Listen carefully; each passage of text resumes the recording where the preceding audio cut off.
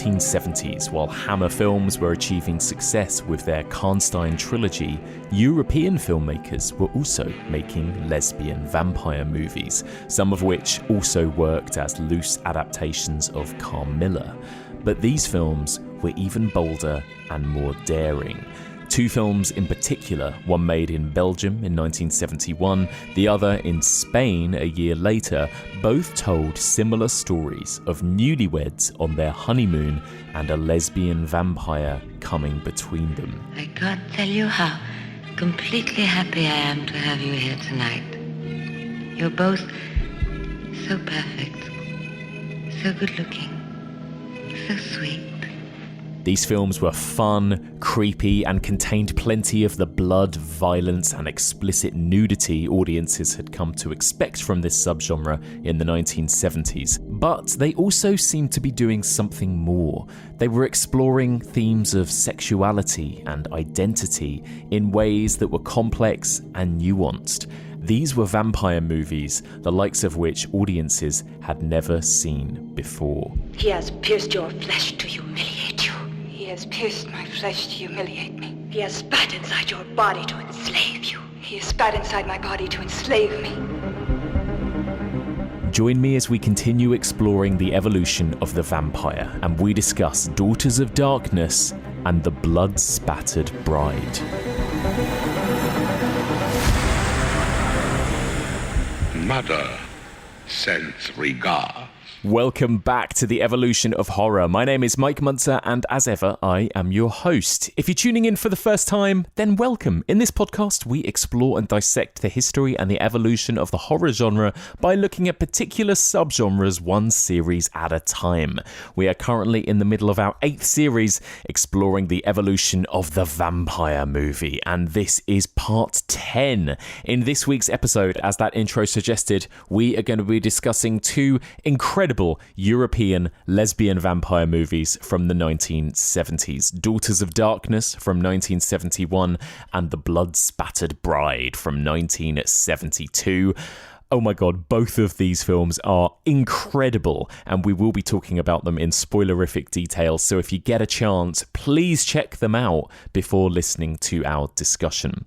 A quick content warning though, when it comes to The Blood Spattered Bride, there is some animal cruelty, some real animal cruelty in there, such is the way of so many 1970s European horror films, sadly, so just wanted to make audiences aware of that before you give the film a watch. So joining me to discuss these two lesbian vampire classics, one of my very favourite people. She is a co-host of the Gaylords of Darkness podcast. She is also the writer for Final Girl, and she's a friend of this podcast. She was last here on our Alien series discussing Invasion of the Body Snatchers with us, and it's such a pleasure to have her back. Welcome, Stacie Ponder. Hi, Stacie. Hi, Mike. Hi. How are you? How's 2022 treating you so far? It's been on fire. Yes. The whole time. Sometimes literally in some places, but yes. I think I speak for most people in America when I say it's perfect. It's perfect. Yeah, like we were just saying before we started recording, nothing to report. Yeah, right? nothing to report, nothing going on. Everything's great. Well, what better time than to escape to the early 1970s and talk about some lesbian vampires, right? Why not? No, I mean, it's always a perfect time, but now more than ever, what the world needs are lesbian vampires. So let me start off by asking you, Stacie, just about vampire movies in general. What are your thoughts generally on vampire movies? Are you a fan of this subgenre? Am I a fan? That's a good question, because I guess I don't seek out, unless it's lesbian vampires, to be perfectly honest. Yeah. I don't tend to seek them out, but I think that might stem from the fact that just to say vampire movie, there is such a wide array of vampire movies that you never know what you're gonna get. Yeah, I agree. And like, I know that you're not the biggest fan of Dracula in general, right? And I think it's trying to remember to differentiate Dracula movies from other vampire movies, right? I was listening to this old episode of your podcast, Gaylords of Darkness, recently, and you and Anthony were talking about the BBC Dracula with Claes Bang from a couple of years ago. You weren't fans of that, were you, in general? I think you're right, what you guys were saying in that. Do we need any more Dracula adaptations at this point in time? There have been so many Draculas. I mean, the fact that we've had like Christopher Lee and Jack Palance and Frank Langella and Gary Oldman, it's just like it's like horror Hamlet. Like every male actor needs to have their go at it. You know? And so few of them interest me in general. So. And now we have, like, in that recent one, Dracula going on Tinder and using vampire emojis to seduce Lucy Westenra, right? It's like, that's when it's time to pack it in, I think. Humanity was a mistake, right? Like, my God. Oh, God. Yeah, so I am a fan of some vampire movies, but it's nowhere near my favorite subgenre. Do you prefer a kind of Nosferatu-esque, like, do you prefer a kind of more monstrous vampire to like a kind of, sexy, good-looking vampire? Yeah. I think overall, that's I actually took a class in college. This is one of the beautiful things about a liberal arts college. Oh, yes. Is that you can take a class called The Gothic and the Grotesque. And it's all about, like, Gothic horror, and we talk about Frankenstein and blah, blah, blah. And there was one day we just dedicated to discussing what type of vampire is the most horrifying. Ooh. And terrifying and all that. And I'm very shallow. Like, just give me the scary face. Right. And some shadows and all that, and I'm good to go. I mean, Nosferatu, 100 years old, is still probably one of the best vampire films, I think, right? It's just so good and still scary, Yeah, absolutely. I want the, the ghost ship coming in full of plague rats. And, like, he looks all crazy and creepy. And, like, that's what I really love. But I do have to say that the movies that we're going to talk about today don't feature, like, are diametrically opposed to that image of a vampire. And yet are absolutely among my favorites. Agreed, yeah. And speaking of monstrous vampires, how do you feel, Stacie, about the fact that there's a new Salem's Lot movie coming out later this year?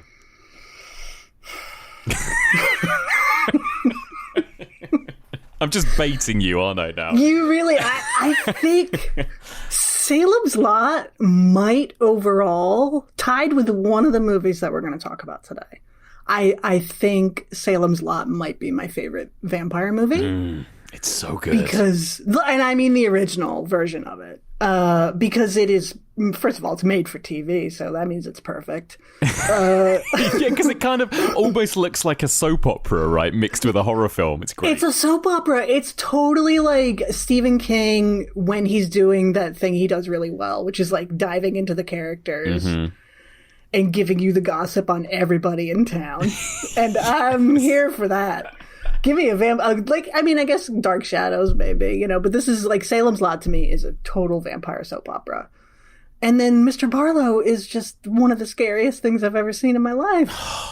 It's still so scary, Salem's Lot, isn't it? Like, I just rewatched it, and you're right, Mr. Barlow is terrifying. Obviously, the little Danny Glick at the window is terrifying. Like, it's just got so many terrifying images, and it's like, will the remake live up to that, I wonder? Probably not. I think because the first remake of it, I think, wasn't Rutger Hauer was Mr. Barlow? Oh, yeah, right? I haven't seen that, actually, yeah. I've never seen it, but I think it just leaned into sort of normal, because I think that's the way it was in the book. Spoiler, I never finished the book. It was one of the book is really funny because there's a lot of homophobia in the book, but it's there to point out how homophobic the characters are. Yeah. Which eventually it starts to feel like the author revels in it after a while. Like, we get the point. This guy's a homophobe. Yeah, exactly. I think it's probably safe to say that Stephen King is not a homophobe and was trying to paint a homophobic character. But it's like, we get it. We don't have to have the guy using the word faggot like the Smurfs use the word Smurf. You know what I mean? Like, right. Yeah. Just a couple peppered in would be okay. And we get it. But I do love, I actually quoted you guys recently. I'm starting to sound like such a fanboy, aren't I? This is really embarrassing. But I actually quoted you guys recently because I was doing this talk with some people about queer vampires, and we were talking about Salem's Lot. And I actually mentioned you guys, when you talked about it, you talked about the TV version, Toby Hooper's version, as being a kind of a story about two gay vampires coming to a small town and almost kind of gentrifying it, I suppose, right? And infecting the town. And I think that's a really interesting read. They're going to open an antique shop in the small town? Yeah. Hello.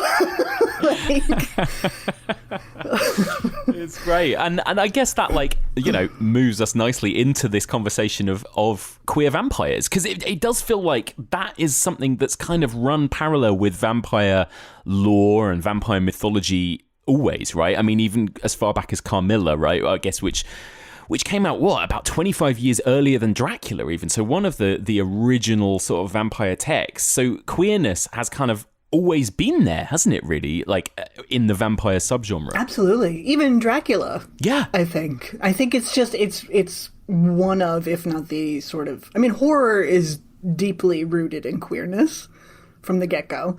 But in particular, those two novels, which really kickstarted the entire mythology and the subgenre and all of this, are both super deeply rooted in queerness. And the tropes have continued, whether the filmmakers necessarily realize it or not. Like, I don't think Toby Hooper is like, hey, this is Straker and Barlow are gay. Like, I don't see that. Yeah. But I think it's just woven into the fabric of vampires. Yeah.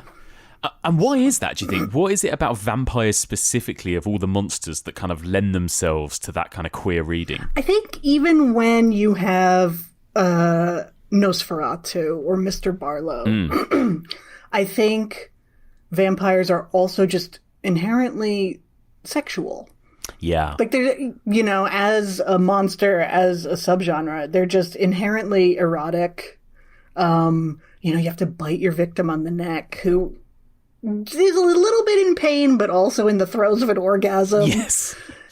You know, it's why it lends itself to romance so well, I think. And so you have that angle, and then the vampire itself is sort of a twisted version of normalcy.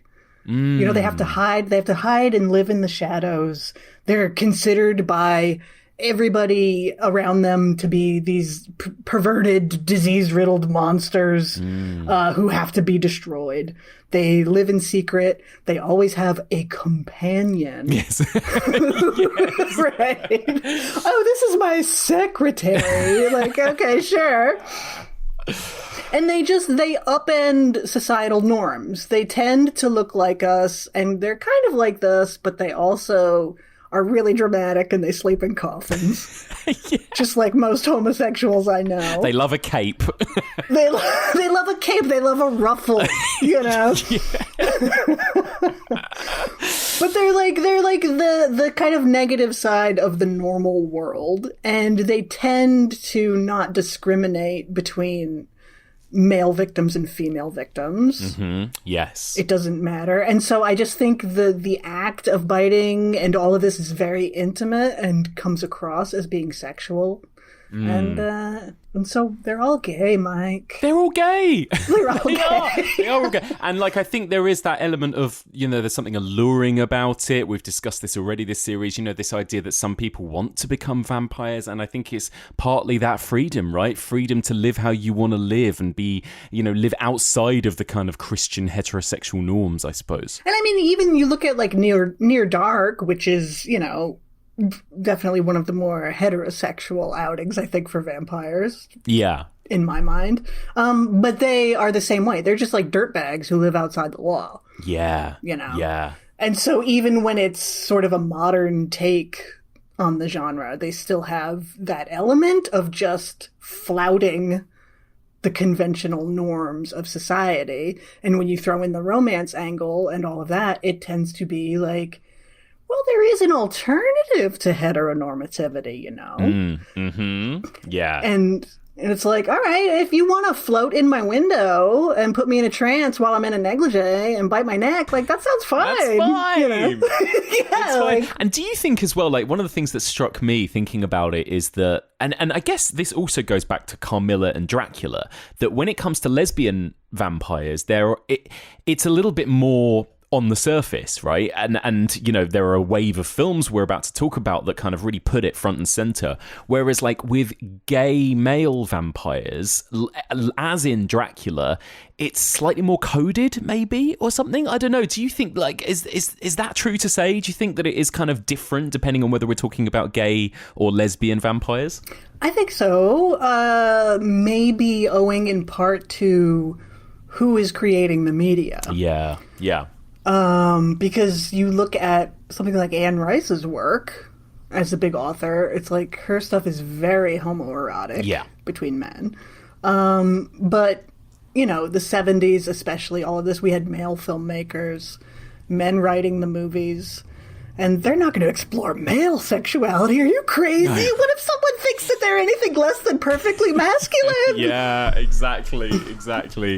And it was assumed that the audiences, especially of horror movies, are going to be men who will freak out if they see two men being intimate.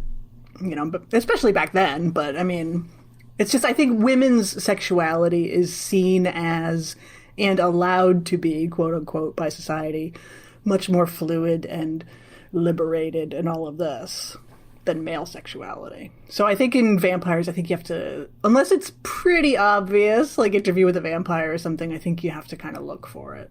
Yeah. And even Interview with the Vampire, right? I mean, I watched that again recently and I remember it being, I sort of remembered it being more on the nose gay than it actually is. Like, you never actually see Tom Cruise and Brad Pitt kiss or have sex or anything. I mean, they bite each other, but it's still a kind of allegory, I guess, in a weird way, you know? Right. Whereas we're watching full-on woman-on-woman action as early as 1970 in cinema, aren't we? So yeah, that is kind of interesting as well. And you're right, I'm sure that just comes down to who makes these films, you know, who these films are marketed at and everything else. Yeah. It's you know, it's much more tantalizing for an audience to watch two women be together than two men. Like, that's just always, that's just kind of, when people you talk about discriminating against homosexuals and all this, it's generally men they have in mind. Yeah. Versus women. Like, women can be, the girls gone wild, the women are making out on screen, you know, it's like, that's the image that people have of lesbianism or women's sexuality. Yeah. And then, but two men being together makes people uncomfortable. Yeah, it's really interesting, isn't it? So obviously there was this big wave of lesbian vampire movies through the 1970s. Last week on the podcast, we discussed a couple of British Hammer ones, Vampire Lovers and Twins of Evil. This week we're moving over to Europe. And I just want to start off by asking you about your thoughts on this particular era, these lesbian vampire movies. What do you think of them? I mean, it sounds like you're a fan of these two movies we're about to discuss, right? But just the whole kind of wave of vampire lesbians in general, you know, especially kind of now we're 50 years on, you know, do you see these movies as having dated badly in any way? Have they got that kind of leery, male gazy element? How do you find sort of watching them now?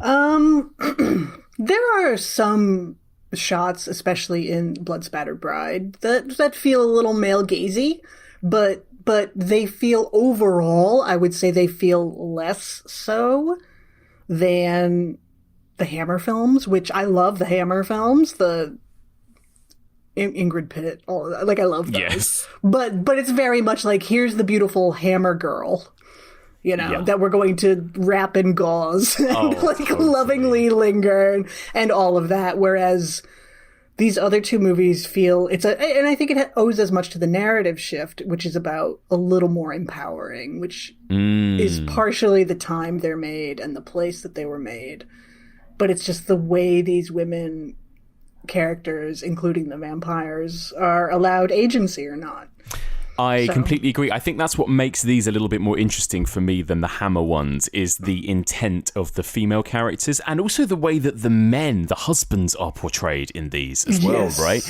I think there's really interesting stuff to explore with the way the men are portrayed in this as well as the women. Whereas in the Hammer films, it's a little bit more like you've got the sexy women and you've got the heroic men who will always swoop in and save the day, basically. And they're doing something a little bit more interesting in these films. Yeah, oh, absolutely. Absolutely. It's still, at the end of the day, the monsters are vanquished in all of them, because of course they have to be. But it's like, what are you trying to say when the monster is vanquished? Yeah. And the Hammer ones are very much like, the Byronic hero comes in his ruffles. Yes. And saves the woman from the evil lesbian. And in this one, it's like, the men were shitty to begin with, and the lesbians are like, well, it's not the only option. That's right. Well, exactly. And I think that's the last thing I want to ask you before we get into these films is, this label of lesbian vampires. This is something we discussed last week, and my guest was kind of arguing, actually, they're bisexual vampires, not lesbian vampires. How do you see it? Do you see these as lesbian characters? These two movies I do. I think a lot of the movies, it could fall under the bisexual umbrella. But it's also, I think you have to look at context and say, like, well, why are these vampires sleeping with the men? Is it a way to lure them in so that they can then kill them? Or are they actually looking for the relationship with the man? Or is it an actual sexual attraction? Or just a means to an end, basically. Yeah. But a lot of them do kind of qualify as bisexual. Yeah, it is really interesting. It's something I hadn't really thought about until I spoke about it with Jen last week. But, I think looking at these pairings back to back, I would agree with you that I think while maybe, you could read the women from the Hammer movies as bisexual, I think there is something more lesbian about these women in these two films we're going to talk about because of the context and the character dynamics and everything else. Yes, yeah, absolutely. I think, and it's I mean, part of that, again, is like, who's making these movies? Yeah.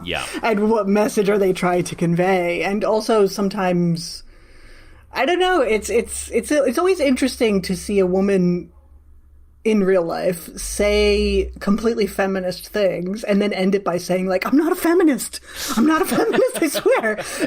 Yeah.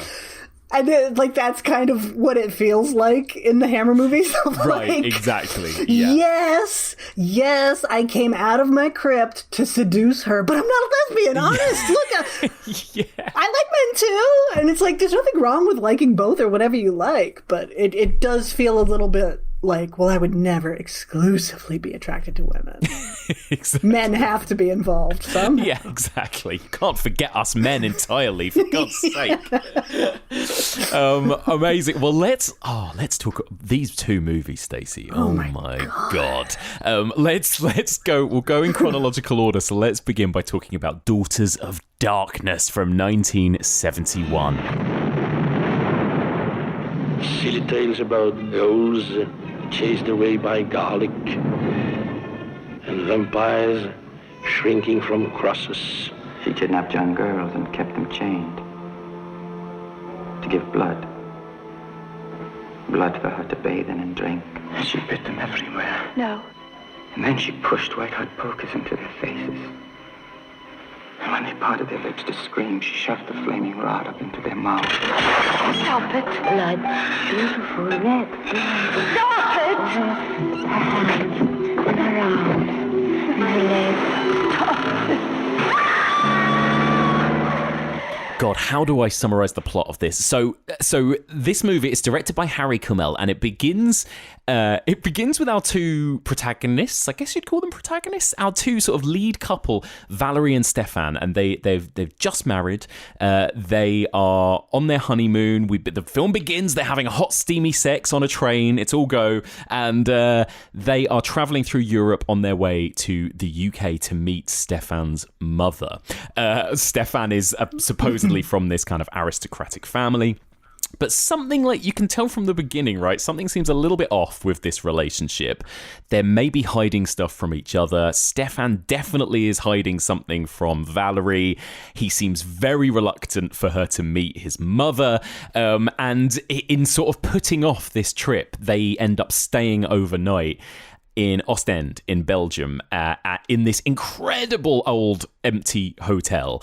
And the only other pair of guests staying at this hotel are the Countess Elizabeth Bathory and her quote-unquote assistant, right? Or her secretary. Her secretary. Ilona.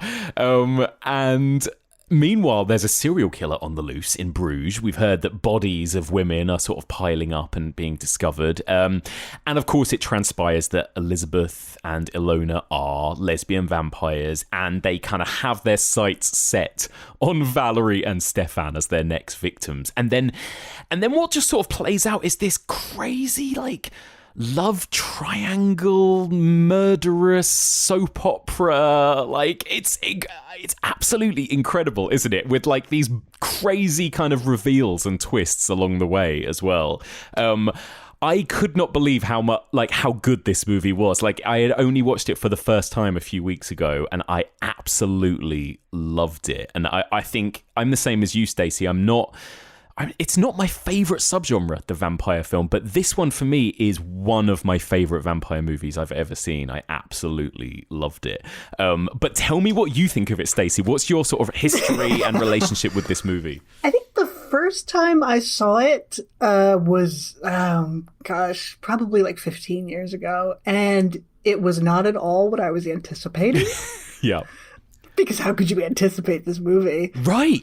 But I think I expected a Hammer lesbian vampire film, and then I got this, and I was like, what? I was such a rube, but I was like, what was that all about? Like, mother, like, I just, I was not ready for this movie. Right. It's a real shock when you first watch this movie, I think, right? It's not what you're expecting. Yeah. And then, seeing it again after that, eventually, like, knowing more what to expect, at least plot-wise and everything, I was like, what was I on last time I saw this? This is incredible.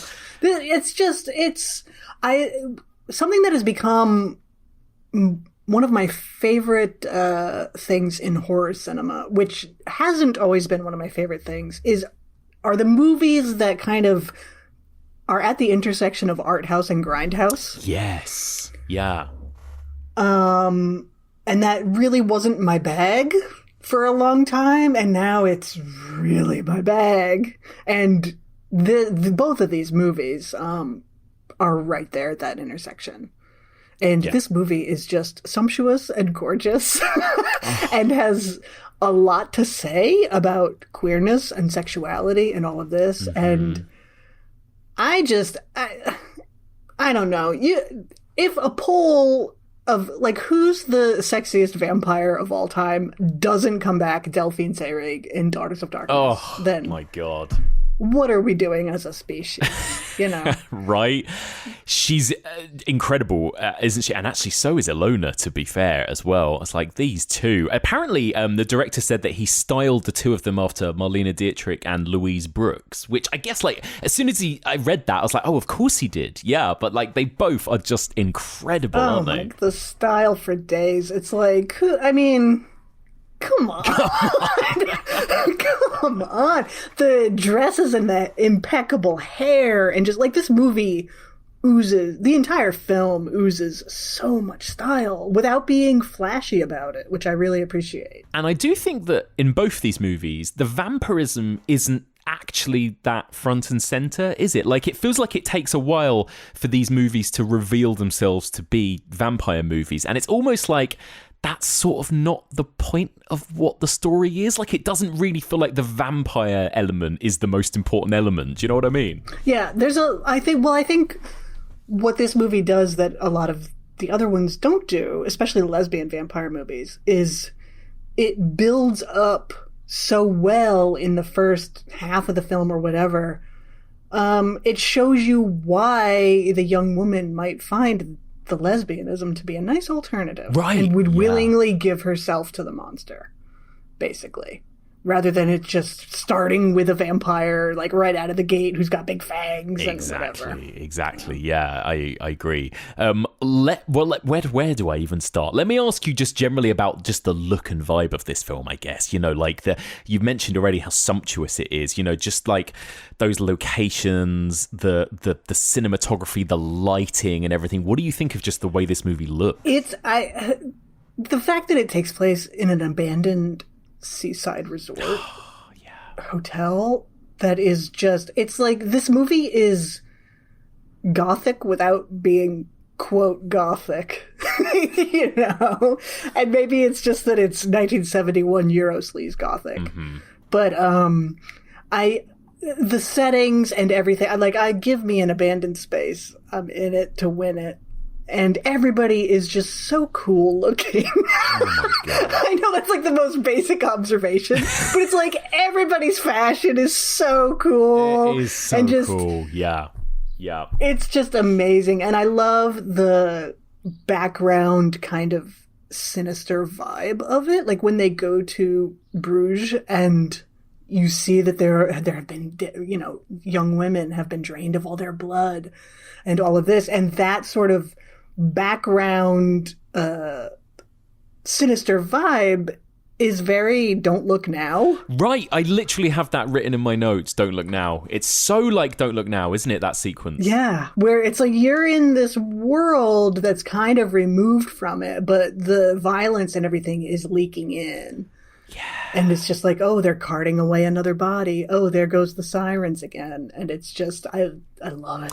I love it. I do. And there's something about, and it's similar with Don't Look Now, actually. There's something about the way this film looks. And maybe it's because it's I think it's mostly shot on locations, right? And I think compared to, again, I've spent so many weeks watching Hammer movies and Universal movies, and everything's shot on, and the sets are amazing and the sound stages are cool, but it's all very like people stood and walking around drawing rooms on these kind of like locked off wide shots or whatever. And I don't know, there's something about suddenly being in this like 70s Euro vibe where it's like we're out in the streets and the editing is a bit weird and, like you say, almost art house in the way it's put together, but it sort of feels really alive. You know, it just sort of captures my attention a little bit more, you know, just the way this movie generally kind of feels and is put together. Mm-hmm. Yeah, it doesn't feel as theatrical as something that is obviously on even an impeccable soundstage is still a soundstage, you know, but they're really inhabiting this space. Mm-hmm. And the cinematography is interesting. There's, you know, close-ups and strange angles, and like the bathroom sequence where Ilona dies with the camera up, bird's eye view and all of that. Like it's really interestingly shot, but like I said earlier, without being flashy and obvious. Right. And like you say, that abandoned hotel. I mean, like you, I'm a sucker for an abandoned hotel, and especially because it's so grand and beautiful. And those shots of just the four of them sat in those huge empty restaurants or lounges or whatever, like it just looks incredible, doesn't it? I think, and there's such an atmosphere. There were a couple of moments where, like, as watching it, I just looked around and I'm like, my God, my surroundings are drab. Like. These people are amazing and they just look so cool and just, I don't know, it just makes you feel really dull. I know, right? And it makes you want to travel too, doesn't it? I mean, like, yes, I want to be on a train going through Europe right now or something cool like that and staying at some of these cool places. Yeah, I just love it. God, everybody's on a canal except me. Yeah. Just give me a canal. It's all I want. Give me a canal in an empty hotel. Right. Jeez. Even if they're always dragging bodies out of these canals, it's fine. It's fine. I might get my picture in the paper. Who knows? So let me ask you about Stefan and Valerie. Like, what do you make of these two and their relationship and the way they're sort of set up at the beginning as these newlyweds? Oh boy. I mean, I think both films are a cautionary tale, not necessarily against heterosexuality. Don't worry, you're safe. Thanks. Because I am getting married in 6 weeks. I know. So I did look at these two films and go, oh my God. Yeah, I think they're not even necessarily cautionary tales about marriage, but about marrying somebody way too quickly. Right, exactly, yeah. And somebody way too young. Yeah. And inexperienced, and someone who hasn't been able to live a life yet at all. Because both movies are just like, these couples, they were disasters long before the lesbian vampire showed up. Right, absolutely. Yeah. It's terrifying to me, and I'm sure this was kind of the norm back then with a lot of heterosexual couples in this scenario, but like, it's like they're still getting to know each other on their honeymoon, and it's like, hang on, you should know everything about each other if you've chosen to marry each other, right? It's terrifying to me. Yeah. I'm surprised they know each other's names, actually. Right. And I think Daughters of Darkness is interesting because while it is Valerie who is seduced by Elizabeth Bathory, et cetera, it's more Stefan's story. Yeah. Which I think is really an interesting angle to take. And like Valerie, she seems nice, and I hate to say a bad word against the queen, but it's like, there's not much going on. Right? It's like, no, bless her. No, no. Everybody is looking at the newspaper, and it takes her like 15 seconds, and then she's like, Stefan, that's you. It's like, yeah. Yeah. Okay. I know. Yeah. And what's interesting is that, at the beginning, they're set up almost to feel like he is the one that is maybe more reluctant in this scenario, or that he maybe is going to be the one that sort of strays and gets seduced, but then ultimately ends up being her. And I think it's really interesting, like, the way the story kind of twists and turns as well, and also like what to make of Stefan as a character from the beginning as well. Like, he's a character with harboring a lot of secrets and potentially a lot of issues, right? Yeah, well, he's definitely a heel, I think. But also, I think if you look at the film as a whole, you kind of maybe see where that's coming from. And it doesn't justify it, but I think it explains why he is the way that he is.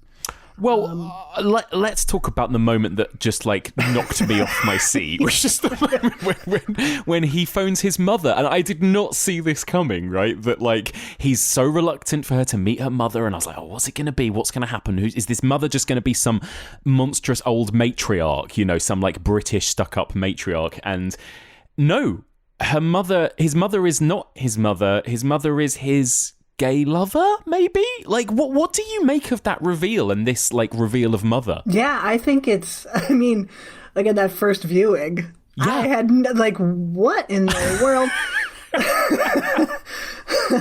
Because that's the last thing anybody on Earth would expect. That was when that movie went from a 4-star movie to a 5-star movie for me. Yeah, I was like, this is incredible. Yeah, right. But it throws Stefan's entire character in a new light. And so it's like, is this just like a sugar daddy, sugar baby relationship? Yes. Is there love there? Like, I think they're lovers on some level, just I'm not sure what the emotional attachment is, but it's a live-in relationship, because when Stefan phones home and says, oh, I got married, glad you're taking it so well, and mother says, as always.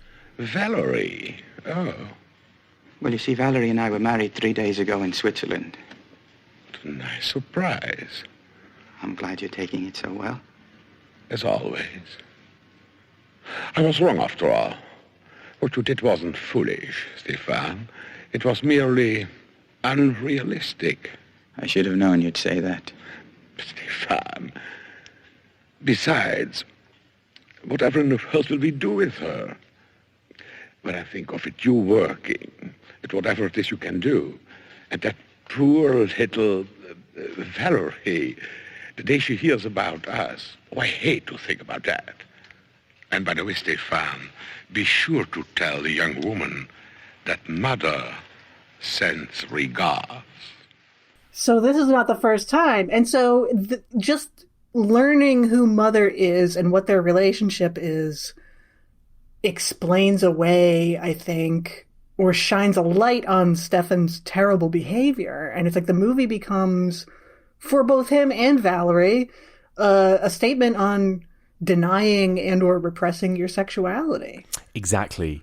Like, everyone in this movie is gay, right? Everyone, like all four members of this central love triangle square, whatever it is, are hiding something or repressing something or, you know, whatever. Like that is what I found really interesting about it, because I think I maybe expected, I think, you know, like I get when we talk about the Blood Spattered Bride, I think it's a little bit more black and white with the husband, right? In terms of what he's about in that story. Whereas, that just really knocked me for six. I was like, wow, okay, so they're really going for it here with Stefan. And then, you know, that phone call with Mother and the way that it triggers this really violent side in him as well, where obviously then there's this moment, as soon as he gets off the phone, he starts beating his wife. Come here, you.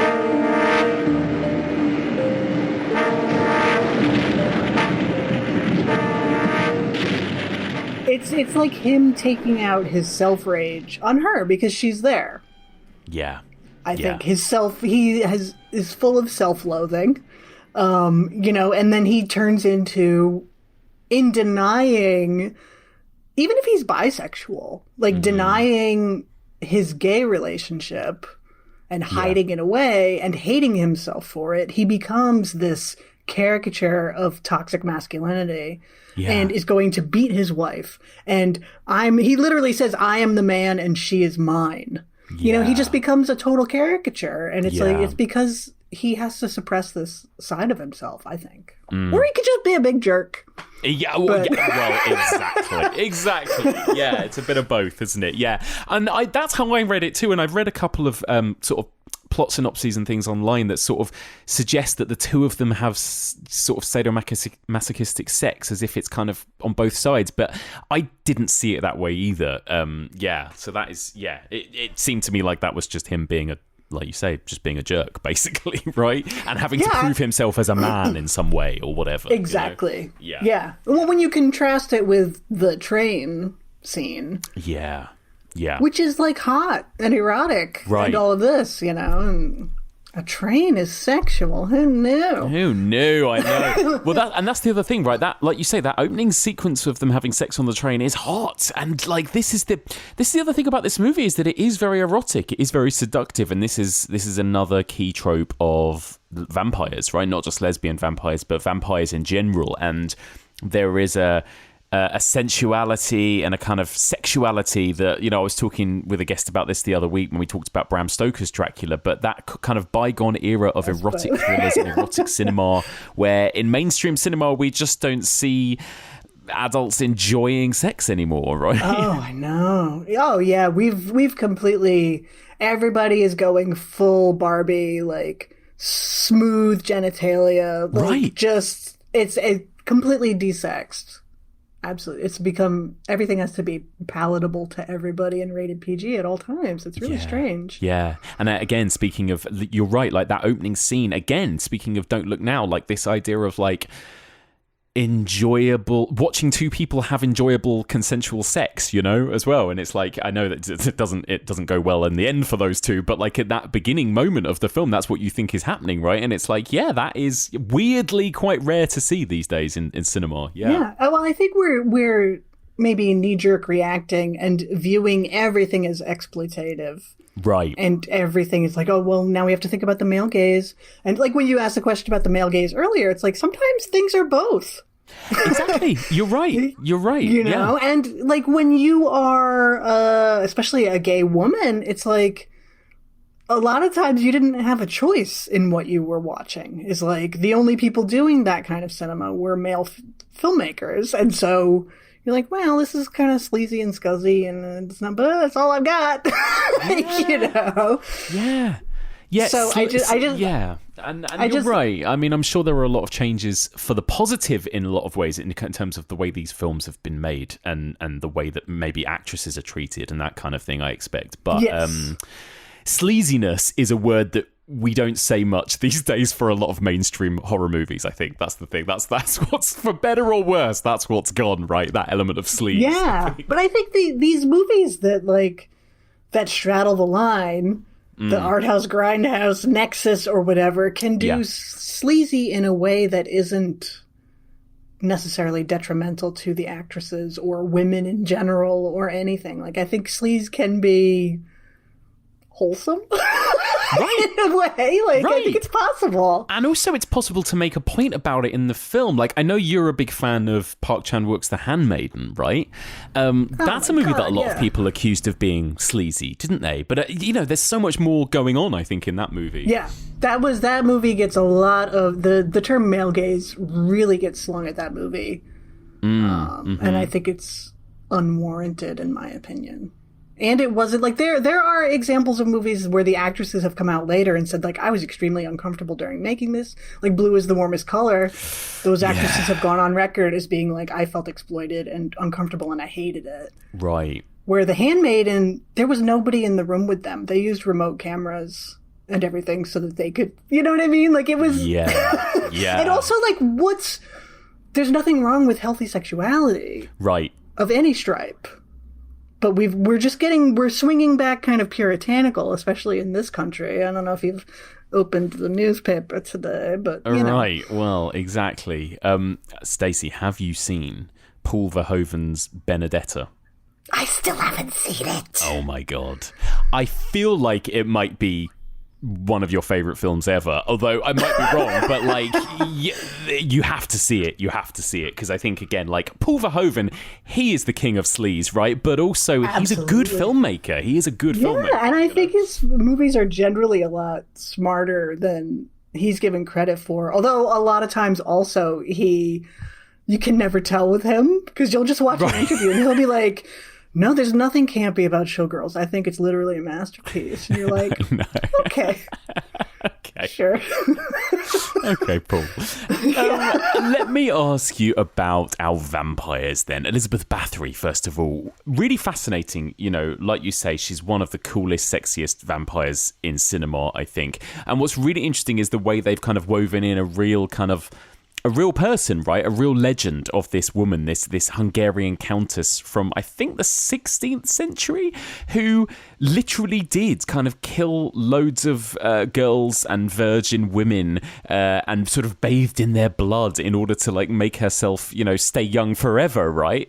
And it's really interesting. They use that folklore as part of this portrayal of this character. Well, I think the most accurate depiction of her would be in the 2006 film Stay Alive, where she was an indie video game developer in Louisiana. Oh my God, how have I never seen this movie before? Oh, it's incredible.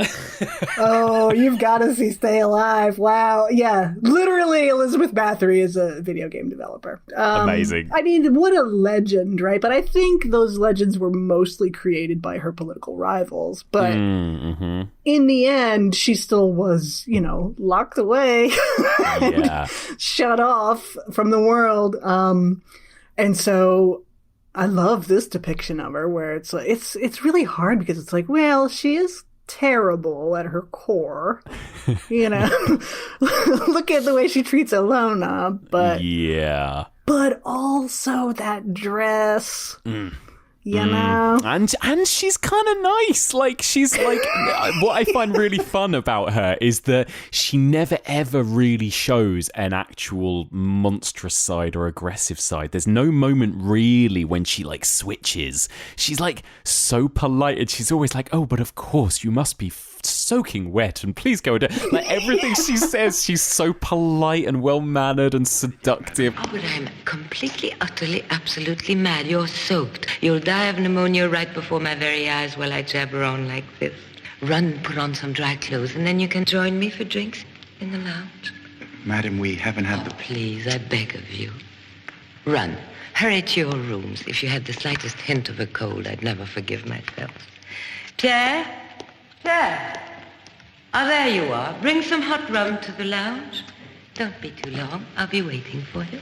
even all those moments, when Alona is like, please let me go or let me die or whatever. I wish She's I just could like, die. oh, Alona, you know. You're jealous. Well.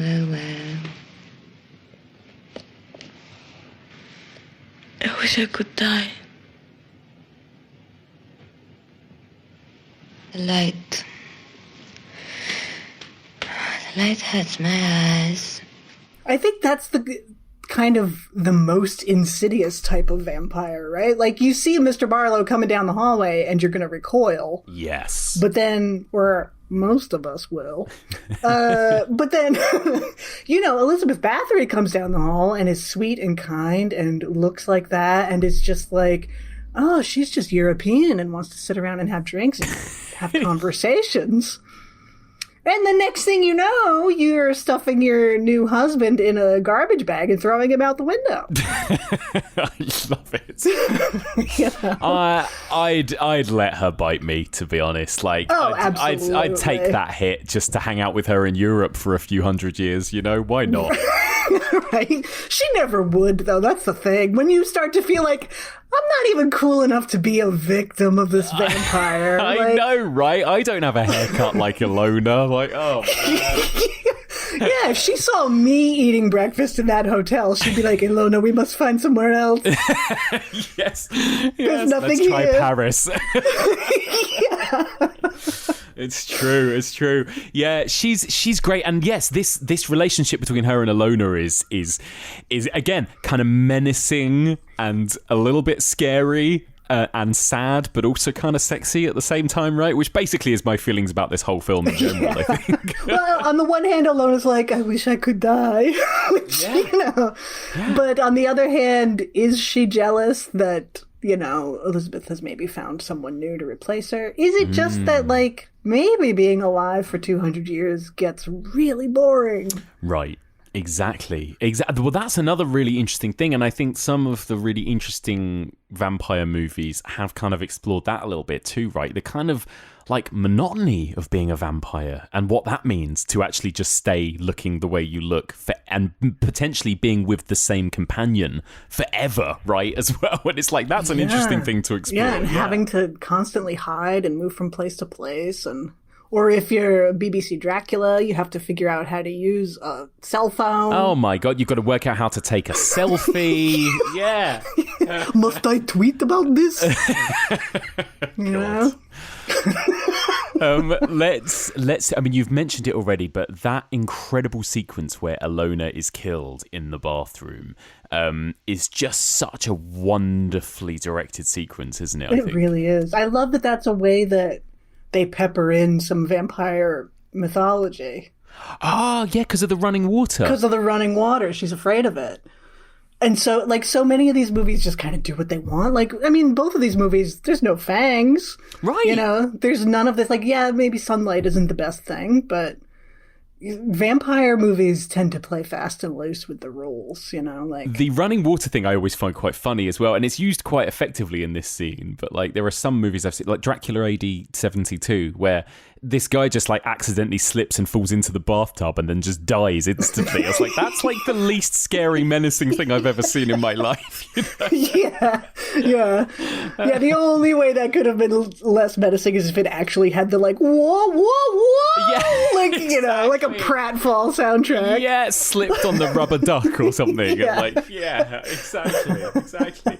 Yeah, but it's beautifully shot and edited, that moment, I think. And then, like, how long and drawn out the sequence is when they have to dispose of the body, right? It goes on for, like, 15 minutes of them in the dark, like, getting rid of the body in the middle of the night and everything. It's a great sequence. Oh, yeah. When they finally, like, pull back a little bit and you see that he has literally dug, like, a 6x6 hole with his hands in the sand, it's like, oh, my God, they have been here all night. Yeah, and then of course this is when Valerie is kind of, I guess, under the thrall of the Countess, right, of Elizabeth Bathory. But that is really when those two become a thing, right, in the second half of the movie. And there are some really fun sequences there as well when, Elizabeth is just clearly just like flirting and is all over Valerie at the table in front of Stefan, he's just furious watching them together and everything, right? And like, just again, like the kind of the trolling that Elizabeth does throughout the second half of the movie is just brilliant as well. Yeah. And they come back from this. She's like, you must have dinner. He's like, no, this is my wife and she's mine. And then she walks in that silver dress. And it's like, dude, you don't have a chance. No, Like, no. That's just it for him. concede now before you end up in in the garbage bag and you'll Just be okay. go back to your mother and have a lovely time. Exactly. No one cares. They could have all lived happily ever after, you know? But they kill Stefan with a salad bowl to the face? Like, what? That's one of the weirdest things I've ever seen. It really is. Like, there's cutlery there that you can stab him with. You also are a vampire. Yeah. Instead, it's like, I'm going to press this bowl on your face. What made them think of that? That's what I love about this film, is that there's not a moment in it that isn't interesting or weird throughout. Every chance it could go into kind of generic horror stuff that we've seen a million times before, it does something weird and entirely different with it. Oh, you yeah. know? Well, then it leads to the great, like, the bowl splits in half and cuts both of his wrists. And then you have that incredible shot of the two of them feeding on him. And he's like crucified like Christ. And it's so perfect. But getting there is very strange. And I can't imagine being a screenwriter and be like, Yeah. So how are we going to gonna kill Stefan? Yeah. She amazing. presses a bowl on his face. It's like something out of Final Destination. It's like the glass breaks and then the shards hit his wrist and then he bleeds. And it's like, why didn't they both just bite him? Like, it's hilarious. I loved it. What a great decision. And then that final sequence, right, which again is kind of a little bit sad when Elizabeth and Valerie, head off together. And then just crash and Elizabeth dies. Because I really thought that was how it was going to end, with the two of them going off together and Valerie being like the new Ilona, essentially. Right. And then again, it took me by surprise, where suddenly we got this weird veering off the road, crashing the car, Elizabeth getting impaled and then killed in the sunlight. I was like, wow, what a crazy sequence. Yeah. Well, that's when you remember that it's 1971. And so she has to die. Right. Like, maybe it could continue, but that's so often the way it was until, like, really, the last 10 years, maybe. Where it's like, maybe a woman can be evil and still live. Or right, exactly. Maybe she could even be gay and still live. Who knows? Yeah, maybe these two women could live happily ever after together. Right, imagine but that. no, of course, you're right. They still need that element of punishment, or I guess just like killing the monster at the end. Yeah. And I guess if anyone was going to survive, Valerie deserved to, right? She never did anything wrong in all of this, so good for Valerie, I guess. Yeah, but then her voice is Elizabeth Bathory's, and so I wonder, was there a transference? Oh, I love that. I didn't actually notice that. Do you mean when she's seducing the tennis players? The tennis players? Yeah. I'm sure we're going to be such good friends, the three of us. Anyway, as long as we're shipwrecked here together in this fortress. I can't tell you how much I despise this kind of place. Especially now, when there's no one. I've just fled from such a place.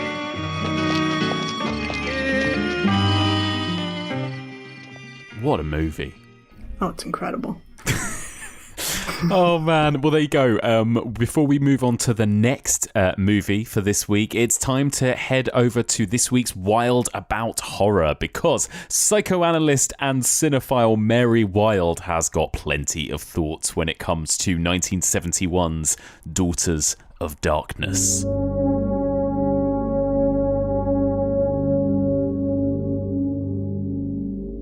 Hey Mike, Mary Wild here, bringing you a psychological interpretation of Harry Kumel's 1971 erotic horror film, Daughters of Darkness. Stefan Chilton, hailing from an aristocratic British family, travels through continental Europe with his newlywed wife Valerie. They check into a grand hotel on the Ostend seafront in Belgium, intending to catch the cross-channel ferry to England, where Stefan's mother apparently lives. Valerie notices that Stefan hesitates to phone his mother, who is unaware of the couple's marriage. At nightfall, a mysterious Hungarian countess, Elizabeth Bathory, arrives with her secretary, Ilona. The hotel's middle-aged concierge, Pierre, remarks having seen the countess at the same location when he was a child, and observes that she's not aged at all. In their suite, Valerie reads a local newspaper article about a series of child murders in Bruges, each one a girl whose throat was slashed. Countess Elizabeth becomes fixated on the young couple and informs them that she is a descendant of Erzsébet Bathory, the serial killer and mutilator of young girls. Valerie finds the conversation distasteful, but Stefan is oddly captivated by the grisly details and seems to be aware of the rejuvenating properties of bathing in virgin's blood. What is going on here? What possible psychoanalytic significance operates in this film? To paraphrase Countess Elizabeth, one must never be afraid to look deep down into the darkest depths where the light never reaches to find the answers. Let's consider it logically. Stefan and Valerie are very passionate with each other en route to England, until the train stops unexpectedly and they must retreat to the Belgian seafront. Valerie repeatedly asks to make contact with Stefan's mother, but he delays communicating with her, citing that Lady Chilton's aristocratic class compels her to believe that their bloodline is different, that this is God's gift to them, and they must never debase it. Valerie senses that her husband must be ashamed of her lower bloodline. As you might expect, I perceive the avoidance of the mother here to be very conspicuous indeed. Stefan goes to great lengths to postpone an encounter with her, including bribing the hotel concierge to report that there is no reply at Chilton Manor when he pretends to call her. What was supposed to be merely an overnight stay at the wintry beach resort extends into several more days with no departure in sight. For some reason, Stefan wants to indefinitely prolong the joyless honeymoon at this deserted off-season location. It strikes me as interesting that the newlywed couple's path should cross with the glamorous Countess Elizabeth precisely during this strange family predicament. Unlike Stefan's mother, who's disavowed as a forbidden abstraction, Elizabeth is up close and personal. She insists on spending time with the newlyweds, ingratiating herself into their lives, inviting them for drinks and dinner, appearing in their private quarters, encroaching on their intimate moments. She has specific designs, of course, being a vampire intent on corrupting attractive young people, but her status as an aristocrat shares coordinates with Stefan's mother. So it is possible that she functions purely allegorically in his imagination. The specter of the mother he tries to deny emerges in an overbearing, excessively inquisitive form. She is inescapable. It would be remiss of me to overlook the importance of the repressed mother figure in Daughters of Darkness. There's something decidedly Freudian going on here. Psychoanalysts hold space for complex emotional attitudes toward parents and siblings, and view childhood as a time of intense feelings of love, hatred, envy, and fear, culminating in a crisis that Sigmund Freud called the Oedipus complex. This is a crucial stage in the normal developmental process, often thought of in terms of desire for sexual involvement with the parent of the opposite sex and the concomitant sense of rivalry with the parent of the same sex. The original formulation of the Oedipus complex presents it as a universal unconscious phase in a kid's life. The crisis may be resolved through repression, but it is never totally extinguished. It lays down the template for how we relate to others in relationships throughout our lives. It is said that the child harbors loving and hostile wishes towards the mother, which plays a fundamental part in structuring the personality and in orienting human desires. The child's identification with the same-sex parent is the positive outcome of the Oedipus complex. If unsuccessful, it may lead to neurosis in adult life. My claim is that eroticization of the mother is really a preoccupation with one's physical and emotional origins. That is to say, in Stefan's case, something about his past or secret nature troubles him, and the whirlwind marriage to Valerie is really a desperate attempt to swerve away from reality. For instance, right at the start of the film, on the train, Valerie asks Stefan if he loves her. He says he doesn't, and adds that she must not love him either, which is very good as it proves they are made for each other. This exchange is coded as sarcastic banter, but perhaps it indicates Stefan's true feelings. Countess Elizabeth's unavoidable presence at the hotel forces him to face up to his origins and consider the source of his inclinations. Her secretary, Ilona, seducing Stefan is an Oedipal proxy war, attempting to ensnare him back into the primordial maternal dimension. Stefan eventually agrees to phone Chilton Manor, and it turns out that his so-called mother is actually an older, effeminate man in foppish makeup who sounds disappointed to hear about the marriage to Valerie. We're not sure if there's a romance between Stefan and this man. Their relationship status is never fully explored, which only adds to the intrigue and fascination. But let's say, for the sake of argument, if the men are secret lovers, then Stefan's vicious bouts of non-consensual sadomasochism can be grasped as a response to his repressed homosexuality. Sadly, Valerie is the recipient of these violent outbursts. Elizabeth and Ilona sense that something is awry in the marriage and work to drive a wedge between them. The Countess in particular preys on Valerie and her need to escape the strange situation she's in. In this film, time seems to stand still. Nothing can move forward. The problems Stefan and Valerie face keep them in a deadlock. There's no possibility for a positive outcome. Elizabeth and Ilona being vampires draining the couple of their life force is symbolic of a relationship that cannot progress because it is predicated on dishonesty and reckless self-sabotaging behavior. As director Harry Kumel has said, the Countess has connotations of Marlene Dietrich and her secretary of Louise Brooks, so that in their exteriorization linked with classic movie stars, they are immortal. The undead status of the vampire maintains the couple in a painful state of interruption, and Elizabeth even issues a warning to Valerie that Stefan dreams of making out of her what every man dreams of making out of every woman, a slave, a thing, an object for pleasure. The conclusion of Daughters of Darkness implies that the tragic pattern of these characters gets repeated, and the psychological impasse is bound to manifest again. Until next time.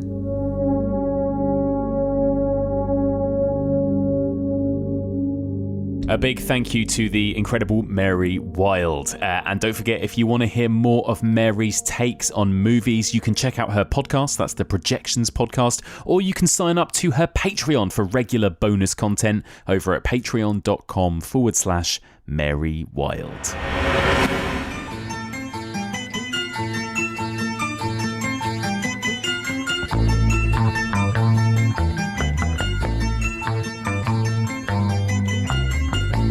That incredible music was taken from, of course, the Dario Argento classic Deep Red Profondo Rosso from 1975. That is what we've got going on over on Patreon this week. We were continuing our $10 mini-season on globe-trotting international horror. This week, we're in Italy, and Brad Hanson joined me to discuss the history and traditions of Italian horror. So, of course, we talked about giallo, we talked about cannibals, we talked about eyeballs, and then we finished with a deep dive discussion of arguably Dario Argento's best film. That's Deep Red from 1975. It was such an incredible discussion about such an incredible film. So if you want access to that, you simply need to sign up to our Patreon at a $10 level. $10 per month will get you access to new episodes every single week, and you will get to listen to all of our exclusive mini-seasons. There was a whole 10-part mini-season on the career and films of Alfred Hitchcock, which was really fun. There's a whole series on Twin Peaks, on extreme cinema, and a whole bunch of other stuff. And so far in this international series, we've covered some amazing stuff. We started by looking at Korean horror with Stacie Ponder, and we discussed A Tale of Two Sisters. Then we moved over to Spain with Anna Bogutskaya, and we discussed Pan's Labyrinth. We went to Australia with Becky Dark, and we discussed Picnic at Hanging Rock. We went over to the Nordic countries to discuss Nordic horror with Rob Watts, and we then discussed Troll Hunter. So there's loads of great stuff to listen to over on Patreon. So if you want to hear more, just sign up now. Patreon.com/evolution of horror. That's patreon.com/evolution of horror. Okay, now it's time to get into the second half of this week's episode, in which Stacie Ponder and I discuss The Blood Spattered Bride from 1972. Say it. I hate him. Say it again. I hate him. Say it with all your heart. I hate him.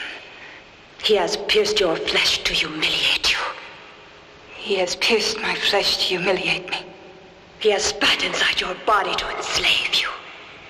He has spat inside my body to enslave me. So, Stacie, where do we even start with The Blood Spattered Bride? I'm going to attempt to do another plot synopsis. And actually, what's really interesting about these films, you know, pairing them together, is that they do have essentially the same setup, right? The same kind of story. So, this movie begins, as Daughters of Darkness did, with a pair of newlyweds, and they are on their way to their honeymoon.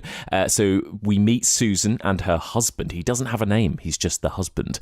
They arrive at this hotel for their honeymoon, and immediately Susan has some kind of nightmare, some kind of vision, maybe it's a flashback, we're not entirely sure, of being attacked and sexually assaulted by a man in her room. She immediately wants to leave this hotel. She doesn't want to stay there a moment longer, so they leave, and then they arrive at this house where the husband supposedly grew up. At this house, they meet some servants. The servants have a little girl, and Susan notices some strange things going on in this house. First of all, why are all of the paintings of all of the sort of family ancestors all men? There are no paintings of women anywhere. The little girl eventually reveals to her that all of the paintings of the female ancestors have been hidden in the basement. When they go down there, they see all of these paintings. One of them is of a woman called Mircalla Karnstein, who 200 years ago apparently murdered her husband on their wedding night because he made her do quote-unquote unspeakable acts. Now, this is kind of being mirrored in the present day with what is happening with Susan and her husband, because Susan is clearly not that interested in her husband, and she definitely isn't interested in having sex with him, but he is becoming increasingly aggressive and increasingly trying to pressure her into sex. Meanwhile, the husband finds a woman buried on the beach with a snorkel. This is very weird. This woman turns out to be Carmilla, this beautiful blonde lady who our main character Susan has kind of seen in her dreams up until that point. Carmilla arrives and comes to stay with them, and then this is when everything starts to get weird. These two kind of develop a bit of a relationship, Susan and Carmilla, and Susan starts having visions of stabbing her husband to death with this dagger. The two of them are kind of disappearing in the night together, going frolicking in the woods together, and it soon transpires, of course, that Carmilla is a vampire and that she is seducing and sort of turning Susan into a vampire.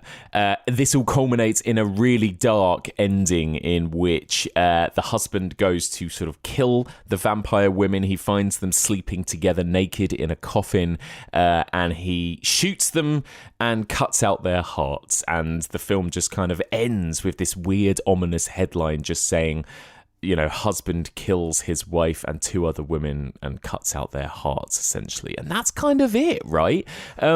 What a strange film. This is a very dark film. It's a more challenging film, I would say, than Daughters of Darkness. But Stacie, what did you think of it? This is the one for me. Oh, really? This is your fave? I love this movie so much. Oh, amazing. I really do. I mean, just the title alone, I'm in love. Like, what a lurid, like, video store title. Yes, right? It's so good. Oh, it's so good. But this movie, it's absolutely my favorite lesbian vampire movie. And wow. I would put it next to Salem's Lot, like, as maybe my favorite vampire movie. Oh, incredible. I'm really excited to ask you a bit about this one. I had to watch it twice. Almost like immediately I had to watch it a second time because I feel like a lot of it went over my head. There's a lot going on in this movie, and it's quite, again, it's like you say, it kind of really kind of tiptoes along that line of kind of grindhouse and art house, doesn't it? And at some points I was like, hang on, what's happening now? You know, but it's a tough watch though. You know, it's really interesting, but I did find it tough. There's some cruelty in this movie, and there's just some quite disturbing, upsetting stuff, especially compared to Daughters of Darkness, which is a little bit campier and more fun, I suppose. But I did find so much interesting stuff going on in this. I really can't wait to ask you a bit about it. And you know, interestingly, this is, you know, it says in the credits, this is an adaptation of Carmilla, but this is not the kind of straight up adaptation of Carmilla that we got in The Vampire Lovers, for example, is it? It's doing something kind of really interesting thematically with the text. Yeah, and one thing that I really love about this that you don't realize until it's over, basically, or maybe in hindsight, is that while it is clearly Carmilla Marcala, yes. I love an anagram, you know. It's Alucard, Dracula. That's like you've got to have an anagram name as a vampire, right? You really do. Yeah. But I love that it's not just this woman shows up and seduces the nubile young bride away from her husband. Mm-hmm. This iteration of Carmilla is like an avenger on behalf of women. Yes, right. She doesn't show up until Susan actively rejects her husband. Like, Susan has been not into it from the get-go, but once she actually starts refusing him and not playing his games, that's when Carmilla shows up. Yes. Yeah. And I think that's really fascinating because then she becomes like this spectral protector of women. Mm-hmm. Yeah. While the film is also painting her as the perverted, predatory lesbian. Right, and that's a really interesting balance that it strikes. Do you think the filmmaker wants us to be on the husband's side or not? Like, how do you kind of read that, particularly in that sort of last act of the film? I think it could, on the surface, it could be read that way. And the first time I saw this, I had that question of like, who am I supposed to be? Yeah. What am I supposed to take away from this? But I think overall, we're on the side of the women. Yeah, I think so. Apparently there was there's an alternate ending for this movie. Oh, really? Which is Carol. Ooh, interesting name choice. Carol. Carol, yeah. Takes the rings from Carmilla after they're dead. She takes the rings and puts them on. And, like, that's the ending. She survives. Is Carol the little girl? The little girl, yeah. That's in the version I have. She puts on the rings and then she dies. Did you not get that in your version? I got that, but it ends, she doesn't die in the other ending. So it's like she's going to continue on. Right. I see. That's interesting. Because this one, she has the rings, and it seems like it's going that way, but then the husband kills her. Right, and then we get the weird moment of the like close-up of the breast. Yes. Amazing. And I guess that's what, we talked about this with Daughters of Darkness too, right? Ultimately, it still comes down to, well, these women need to be punished. Exactly. Or the monsters need to be bested in the end. Yeah. I'm just going to rewind back to the beginning for a moment. I want to ask you, even, like you say, even that title is so evocative, isn't it, I think? And I remember hearing about this film a long time ago. I think the first time I ever heard of the Blood Spattered Bride was from Kill Bill Volume 1, right? That's the names of one of the chapters in that film. Then when I found out that there was this film from the 70s called The Blood Spattered Bride, I think I assumed it was some kind of slasher or rape revenge kind of exploitation film, I really didn't know until recently that this was a vampire film, but it's such a cool title. You never know with this era of film and this style, the like grindhousey kind of movie, like what you're gonna get. It'll be like Hatchet for the Honeymoon. And you're like, okay, I'm not sure who's hatcheting whom. Or the night Evelyn came out of the grave, and then you find out there isn't even anybody named Evelyn in the movie. Like, what? Yes. So I can see that. And the cover, like, I have an old clamshell VHS of this with the original cover. And it's like a woman in full bridal regalia hoisting the dagger, and she's covered in blood. So it looks like a slasher movie. It really does. And actually, there are scenes in this movie that look like a slasher movie, right? Like you say, when she's like plunging that knife down into the husband and the blood is splatting everywhere. Like it does look like we're watching a kind of proto slasher movie at that point. I think that's one of the things that I really love about this movie, and why it is at the top of my list is that sequence. Is one of the sequences where it's like, wow, this is actually really violent and bloody. Hey, all right. So cool. And again, like, not a whole lot of actual traditional vampire killing in this movie, right? As well, that's the other thing. It's like the vampirism is kind of sort of almost in the background, I think. Like you say, we get a lot more kind of stabbings and that kind of thing. Even if that's, happening in a dream, we see a lot more of that kind of thing. Yeah, we get the one sequence where the doctor is spying on the women. Yes. It's so good. When they're like in the graveyard at night in their lavender diaphanous gowns. And it's like Carmilla's giving her dramatic slam poetry read, and then they like embrace and bite each other and make sensuous noises, and the doctor's like, diagnosis, lesbians. She was biting her on the neck. What are you saying? Who was biting whom? The other woman was biting Miss Susan. I saw it with my own eyes. How well do you know Susan? Suppose Carmela and she were friends at school. Close like two sisters, or even closer. Are you mad? What are you implying, that Susan is a lesbian? No, but she's being dominated by a lesbian. That's enough. How could you imagine such a foul thing? This is actually one of the only movies in this entire subgenre that says the word lesbian. Right. That's so true, isn't it? I never really thought about it, but yeah, you're so right. And it's said in such a kind of, how dare you accuse my wife of being a lesbian, right? I mean, it's like an affliction that needs to be cured or something. Yeah. Well, yeah, when the doctor's relaying it, it's, well, no, I don't think your wife is a lesbian. Yeah. It's this other one who's a total predator, and your wife is just the innocent victim. Like, Susan's sexuality is completely taken out of the equation for the men, because the men cannot conceive of the idea of two women being together in a way that is exclusionary to them. Right. It's just not in their vernacular at all. And that's one of the things I love about this movie in particular, is that while I think all vampire movies in general have that sort of dodgy kind of, is there consent here? Mm-hmm. With the victim, is she just in thrall the entire time? Yeah. And to me, this one feels like, because of when Carmilla shows up, etc., it feels like this one is Susan accepting her own sexuality. I agree.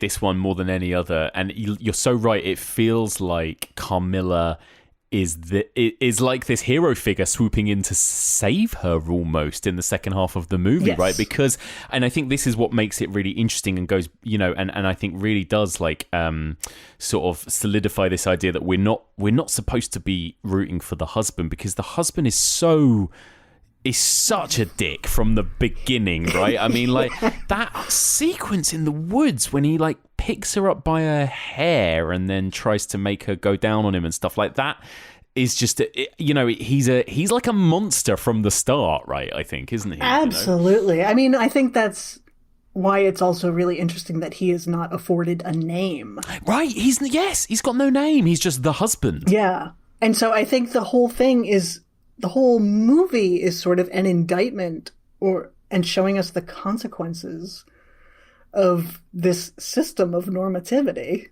especially for women. And that's why I think this one, like Daughters of Darkness to an extent, but this one much more so, is like I said earlier, these women were in bad situations before the vampires ever showed up. The vampire is giving them a different way, a nice, hopeful way of living, basically.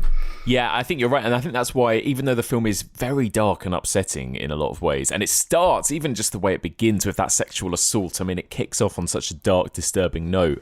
But there is something freeing about what happens to Susan at the end. Obviously, it doesn't end well for them, and it's kind of bleak. The final kind of like minute of the film is pretty bleak. But there is something sort of cathartic about the way in which Susan chooses to escape this marriage and be with Carmilla even in death, you know? Yeah, absolutely. I think that's why I see Carmilla as, like you said, the rescuer, the savior, the avenger in this, is that Susan going into this relationship was terrified of having to have sex with her husband. And he basically just made all of her nightmares about it come true with the way that he treated her. And so she embraces this other path, and I think there's a wonderful, like, one of my favorite scenes in this movie is where it's like Portrait of a Lesbian Vampire on Fire, where Susan is drawing Carmilla, and the husband is on the couch in the background talking, and the sound drops out, so he sounds like a Charlie Brown teacher in the background. I love that as well. Yeah, and he's just droning on in the background, but you can't hear what he's saying. Yeah. And the women are just in their own world and their own bubble. And it's like, there's nothing supernatural or insidious going on. It's just these two women are each other's world in this sequence, and he is completely irrelevant. And from that moment, that's where things ramp up. I don't have a vocation. Don't get me wrong, I'm happy that way. My time is perfectly occupied. I don't know in what. I think clearly, I eat and digest my food well. Do you like it's it? all right, and I'm all right in it. Is that how you really As long think? as I can. Yes. My vocation's to Susan. Perhaps in time that won't be enough. What do you make of little Carol and like her role in all of this? What a weirdo. Oh my god, you're so right. She's really weird. I couldn't figure her out. She's like 12, but says she's 14. She kind of snoops around, but then doesn't. It's like, I think it's interesting that this entire world is stacked against Susan from the get-go. Yeah. Like, she is in her husband's family home with the servants that are going to spy on her and report to him. And the doctor is like, everything is stacked against her. Even this little kid who's like, I think you like it when he hurts you. Oh my god, yeah. You know, and so I think and also this movie has so many strange sequences, like when Carmilla is suddenly a substitute teacher at the school. Yes. she's like, while I'm here, I might as well pick up a few extra bucks. I know, right? I'll do some moonlighting while I'm here. Yeah. I know. It's such a strange film. That was one of the moments when I was like, hang on, what? Like, I had to pause it because I was like, that is the same actress, right? That's Carmilla. Yeah. And she's in her purple turtleneck, just like her purple gown that she wears, you know. And I don't know if this is like a cheeky way of showing like what extreme like homophobic right-wingers are afraid of, which is like, they're corrupting our children. Yeah, you're so right. That's exactly what I got from it, particularly the ending, right? Where it's like, if you tolerate this, your children will be next. You know? Yeah. Yeah.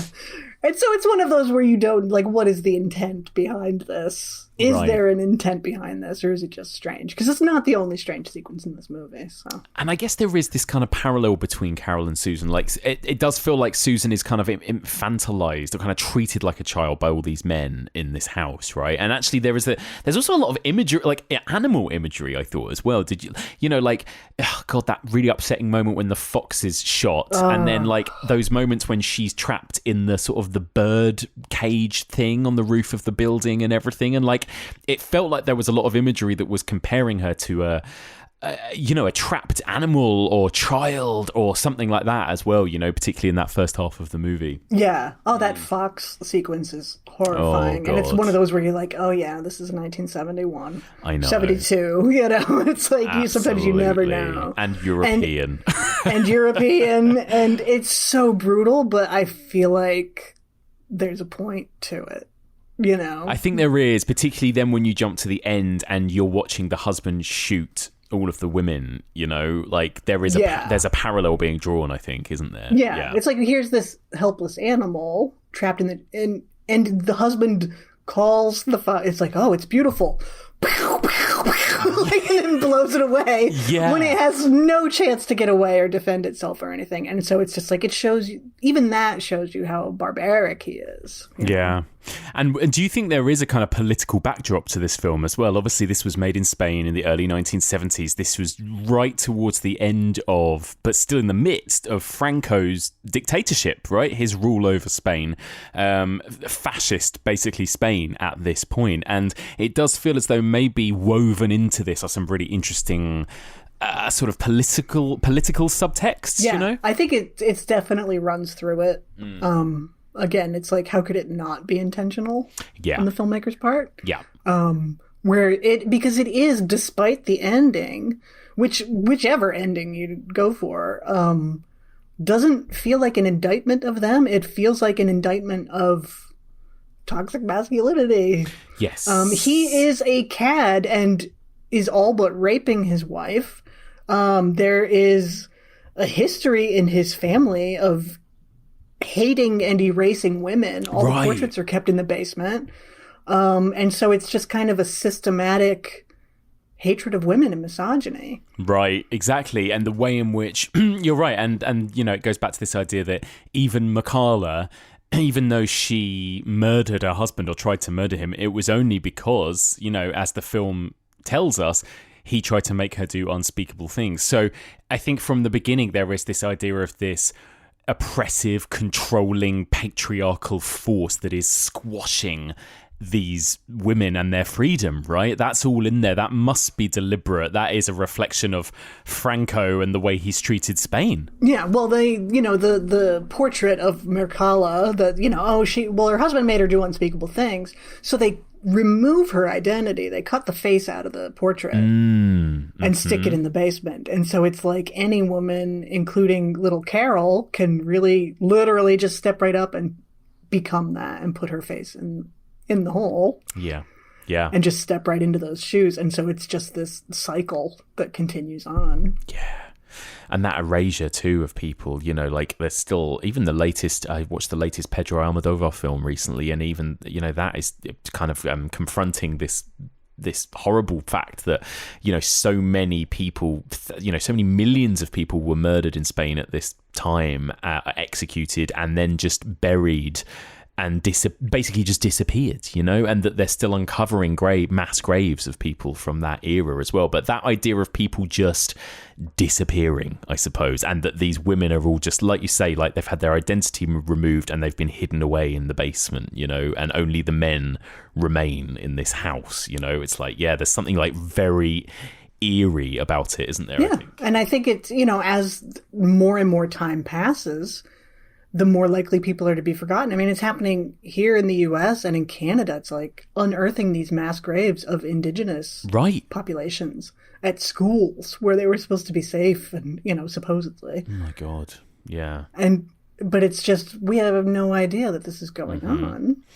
And the film looks so Spanish too, I think, right? Like, compared to the look of Daughters of Darkness, which is kind of like sumptuous and grand, there's something about this movie that feels a little bit more rustic. Do you know what I mean? Like, I really like the way this movie looks, and it feels like a very quintessential sort of Spanish horror movie in that regard. Yeah, like the graveyard and everything's overgrown, and crumbling, and it feels like it was probably nice 100, 200 years ago, right? And it's kind of been left. Yeah, you're just kind of hanging on to it. Yeah. You know? Yeah. Yeah. Yeah. It's a good movie. It's a great movie. Oh, I'm so into it. Man, that snorkeling scene. Why was she... Right, so what's going on there? Well, I have to say... Yeah. I have to say up front that when you first emailed me about doing these, I think maybe this was the only movie we were going to talk about. Right. I had seen it, and I remember, this was like months ago at this point. Yeah. I remember responding to you and saying, oh, I can't wait to watch it and talk about it or whatever. I've already got my snorkeling gear on. And you responded and said, like, me too. I've never seen it. And so I was like, fuck, does Mike think that I just like wear snorkeling gear? I was like, oh, it's just a weird Stacie joke that I don't get, you know? Maybe it's an American thing. Yeah, I've got my snorkel too. Yeah, fine. Yeah. And then you watch the movie and you're like, oh, it's a lesbian thing. I see. Yeah. That's what she meant. Yeah. Just lesbians love, you know, a bit of snorkeling. I get Nothing but a little touch of sand snorkeling. Sand snorkeling.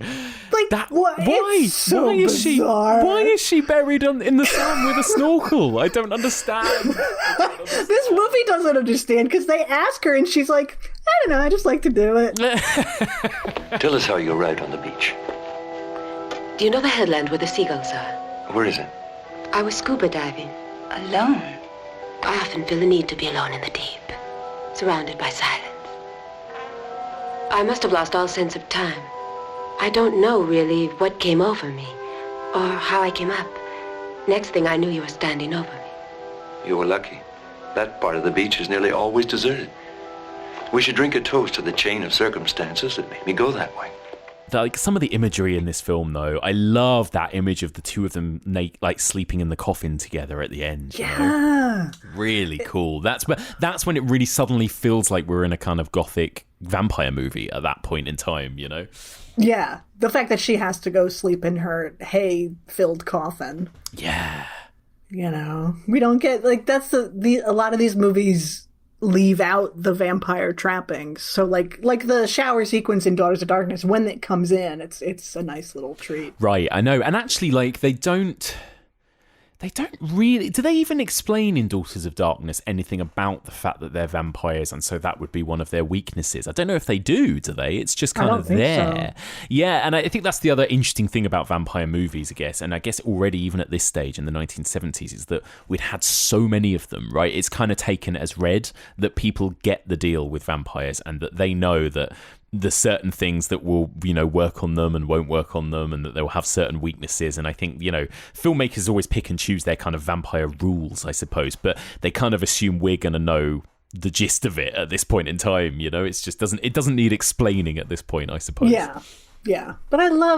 mean, the coffin, just there's the whole sequence where they're stabbing him together. It's a sex scene, right? Like, it starts out slow and then it gets faster, and they're making a lot of interesting noises and penetrating him, and it's like I like that's. I mean, I guess she's a bride who's just dreaming of murdering her husband, you know. And even to be fair, the dagger is also dreaming of murdering him. Like, no matter where they hide it, it's like, you're not going to get rid of me. I'm ready to stab. I'm ready for this. Exactly. Yeah. And yeah, you're right. I mean, those stabbing scenes are quite erotic because actually, like, I suppose in some ways this movie isn't as kind of overtly erotic as Daughters of Darkness, is it? But I think there are a lot of like really interesting kind of sexual moments, I suppose, when it comes to that kind of thing, particularly the stabbing and all of that. Yeah. I like the seduction scene is kind of a mutual seduction, and I think it's that sequence that we talked about, where the sound drops out and he's droning on, and they're just together in their own world. And it's his greatest fear is his wife's greatest desire. You know? Right, exactly. And so this movie to me is about her embracing her actual sexuality and men not being able to conceive of it and seeing it as aberrant only and having to destroy it. Yeah, that's exactly right. And, you know, like you said, his biggest nightmare is her greatest desire, and it's the same the other way around, right? His greatest desire, i.e. to have sex with her, is her greatest fear. So they are these diametrically opposed characters from the beginning, and the way it goes, this husband just becomes increasingly just sort of confused and weakened and angry, right? Especially towards that final act. Yeah, well, he's convinced himself that it has to be supernatural, even though even the doctor says, like, it's not. They're just lesbian and out in the woods, you know? But the husband has convinced himself it's supernatural because no other explanation at all makes sense. Yeah. And so I love that contrasted with the fact that the movie doesn't really give us an answer for her. It doesn't, no. And yeah, the ending is really interesting as well. Like the violent, the shooting of the coffin is kind of interesting. And then that final headline, like, do you think we're to assume that he would have gone down for that? Like he'd have gone to prison for murdering those 3 women, I guess? Like the fact that it was in that newspaper headline? It feels like a little tale that means the women in the end still won somehow. Like Carol says, you know, they'll come back, they cannot die. Right. You can't erase homosexuality as much as you want to try. Like, you just can't. There's always has been, and there's always going to be gay people. And so even though they are basically obliterated in their coffin, we get that newspaper. I wish the newspaper did that like spin, like in an old cartoon, you know. And then you get that headline, which on the one hand indicates to me that he has at least been arrested for it, and no one's going to believe his crazy story of they were vampires and I had to kill them. It's going to look like, you know, if anything, just a rage murder. Right. And the sort of banality of the headline is like, just another day for women. Yeah. Of like, man flips out and kills 3 women. Yeah, you're right. There's something, you're right. There is something kind of like mundane and upsetting about the way it just kind of suddenly ends on that headline, you know? It's just like, oh, and that's that then. Fine. Dead. They're all dead, and that's it. Yeah. It's a challenging movie, isn't it? And you don't quite know how to feel at the end of it. Yeah, I think it's easy at the end of it to come away and be like, whose side was I supposed to be on? And I think he plays it a little vaguely at times. But I think, if anything, I don't think you're ever supposed to be solely on the husband's side. Like, that's crazy to me. Yeah. But if you're not going to be solely rooting for the women, I think, if anything, it's also just, this is the potential consequences of repression and violence just begets more violence. You know, like, what was Susan supposed to do in this situation? Exactly. And do we think Susan, you know, this may not even really be the point, but from the beginning, you know, Susan having those like visions of being attacked, do we think Susan has like encountered some sort of attack in her past? Like, is there trauma there, or is that more just a manifestation of her fear of the fact that she's now on a honeymoon with a husband that she doesn't want to be with? Like, how do you see that, like that kind of fear, I suppose, that she has from the beginning? It feels more prescient to me than it does like lingering trauma. Yeah. I think maybe because the guy, he's wearing pantyhose on his head or whatever, but it's her husband. Exactly. Yeah. Yeah. Because at the beginning I kind of thought, is this going to be like a repulsion type story, right, of a woman dealing with some sort of sexual trauma in some way, but yeah, I think you're right. I think it does feel more like that's supposed to be her husband, right? That is her going, I don't want to be here. I don't want to stay in this hotel. I need to leave right now. And like that is like basically that's what she's screaming from the very beginning of this movie, from literally the opening scene, right? Mm-hmm. Yeah. And I mean, it's stressed that like, he calls her, she's basically a child. Oh, yeah. You know, and when she asks him, like, you've been with other women, right? And all of this, like, the age disparity and the experience disparity, and it's just the power imbalance is so gross. Yes. Ugh. It's so creepy. So good for those vampires. Yeah, well, this is one where I love that there's the power imbalance in Susan's marriage, but there isn't really one in her relationship with Carmela. Unlike Daughters of Darkness, you could say, like, well, she's put these women in a trance, and look at the way she disposes of Ilona very callously and all of this. Whereas this other one feels like, she met this lady and they love each other, Mike. Yeah, they do. They do.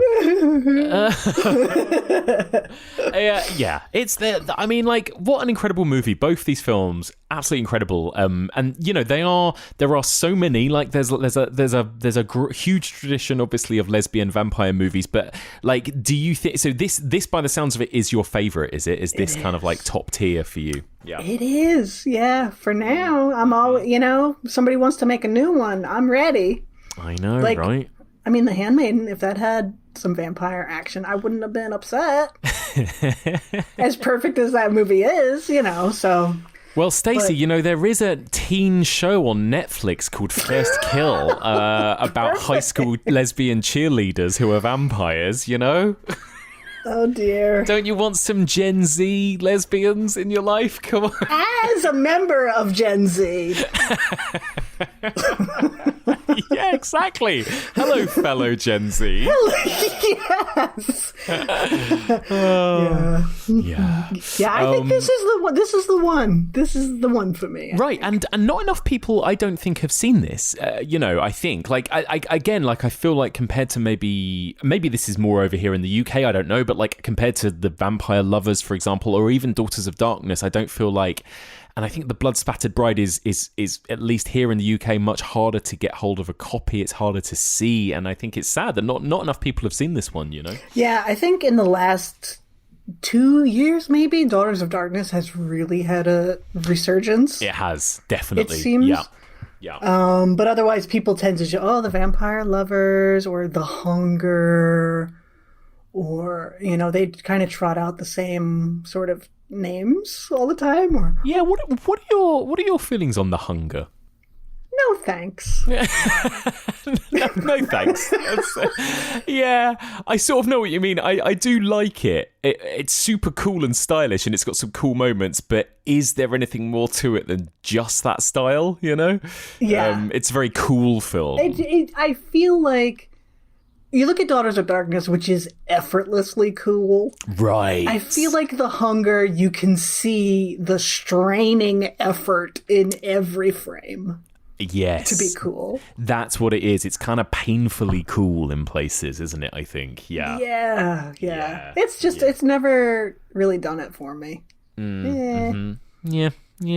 Are there any vampire movies from the last 10, 20, 30 years that you've enjoyed? Are you a fan of like movies like The Girl Walks Home Alone at Night or Let the Right One In, or any of those sort of more recent vampire movies? Love Let the Right One In. Love what that. A movie. Yeah. Oh my god, incredible movie. Girl Walks Home Alone at Night, I wanted to like it more than I did. I'll say it. I know everybody loves that movie. I'll be the one who says it. Everybody's like, it's an Iranian vampire western, blah blah blah, and I was like, all right, this sounds amazing. And then I watched it and I was like, what fucking movie were you people watching? Amazing. Well, I guess it is I guess a bit like The Hunger, it is very cool, isn't it? There's a lot of style. It's a lot of shots of our lead character just kind of listening to some cool music on a skateboard, and so I can see that it's not for everyone. Yeah, I thought Sheila Vand was great, but ultimately that's all it was, and I was like, she's on a skateboard, okay. Like, it's And have you seen... I've got a feeling... Am I right in thinking you're not a fan of Mike Flanagan, right? Because there's Midnight Mass as well from a couple of years ago, but have you checked that one out? I have not. I know everybody loves it. Anthony, my co-host on Gaylords of Darkness, hated it. Oh, did he? Yeah, even though liked everything else Mike Flanagan did, pretty much. And so I said, do I want to commit to like 10? And also I have a friend who's in it, and so I'm like, that would be weird. Okay, yeah, that is weird, because that kind of takes you out of it a little bit, I think, sometimes, doesn't it? Yeah. Oh, Stacie, I loved Midnight Mass, but then again, I don't hang up on me, but I am a Mike Flanagan fan. I know that people accuse him of being a bit schmaltzy and sentimental and loving a monologue, and all of that is true, but also I just think he's such a good storyteller, and I think he's really good at horror and executing some truly frightening scares as well. I can't help it. I'm a fan. Well, that's okay, I suppose. Yeah. Knowing this going forward, this could be my last appearance. I don't know. So you're not interested in becoming a guest on my new Mike Flanagan fan podcast that I'm starting? Right. I'll ask Anthony instead. I'm just putting my snorkeling mask back on, covering myself up. I was never here. What do you think is the future then of the vampire movie? Like we've talked about whether it's, has it left the horror genre? Do you think that we've still got more great scary vampire movies to come? I honestly feel like Eggers is one of the last great hopes for it, just because he's going to do Nosferatu. Yeah, although the last thing I read was that he confirmed he was not doing Nosferatu. But I don't know. It seems to be on and off all the time, so I don't know. Okay, well, again, put my mask on a little tighter. You're just full of bad news. I'm so sorry. Oh, dear. But who knows, the future of the vampire movie. Like we said at the beginning, we are getting a new Salem's Lot later this year. It might be terrible, but it might also have the potential to make vampires truly scary again, right? Who's at the helm for this Salem's Lot? That's a good question. Let me have a look. Oh, Gary Doberman, who is this is his directorial debut, but he is the writer of what looks like the Annabelle films. Hey, now we're talking. Oh, he's the writer of Annabelle Comes Home. Oh, the best Annabelle. This changes everything, honestly. If Mr. Barlow just sits in a rocking chair for the entire movie, doesn't do anything, occasionally leaves a note under somebody's door. I love it. Well, there we go. Well, that is the future of the scary vampire right there. I would assume you're dedicating several episodes, though, to the vampire opus, Zoltan, Hound of Dracula. Oh, Stacie, I've heard people mention this, but I have never seen Zoltan, Hound of Dracula. Excuse me. It's a vampire dog starring Reggie fucking Nalder, who was, Mr. Barlow, but he's the assistant to the vampire this time. Oh my God. I'm just looking it up now. Its international title is just Dracula's Dog. This is amazing. I love how to the point that is. Right. Well, you know what you're getting. It's Dracula's dog. What is it then? Like Dracula meets Cujo? I'm up for that. That sounds good to me. Listen, you need to see that movie, if only for the freeze frame that comes at the end. I love a freeze frame. Like all ending. the best movies, it ends with a freeze frame. Well, maybe this answers the next question I had for you, because maybe this is your answer. But my final question for you, Stacie, was going to be, what is your favourite vampire movie? Is it Dracula's Dog? It might be. Yeah, maybe those three. Salem's Lot, Blood Spattered Bride, Zoltan, Hound of Dracula. Perfect. We've got the heterosexual with the gay gentrifying antiquers. We've got the lesbian vampires. And we've got a vampire dog. Oh, perfect. Like dogs, I love that like a dog is going to have an extra scary kind of bite. Like dogs are already scary when they want to bite you.